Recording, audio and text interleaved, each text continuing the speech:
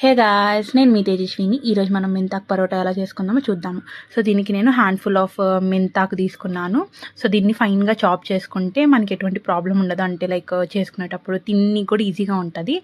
And then spring onions cut చేసుకున్నాను, కొద్దిగా onions, sesame seeds, and ఇక్కడ చూపించిన మసాలాస్ అన్నీ, అలానే గార్లిక్ అండ్ చిల్లీని ఫైన్గా చాప్ చేసుకొని ఈ అన్నిటిని దీంట్లో వేసేసుకోవాలన్నమాట. అంటే సాల్ట్, ఆయిల్, మిర్చి powder, turmeric powder, coriander powder, జీరా పౌడర్, చాట్ మసాలా. సో ఇవన్నీ వేసేసుకొని అన్నీ ఒకసారి ఇలా మిక్స్ చేసుకున్నాక అప్పుడు వాటర్ వేసుకొని కొద్ది కొద్దిగా మిక్స్ చేసుకోండి. సో దాట్ మీకు ఎక్కడ కూడా అంటే లైక్ లంప్స్ లేకుండా ఈజీగా మిక్స్ అవుతుంది.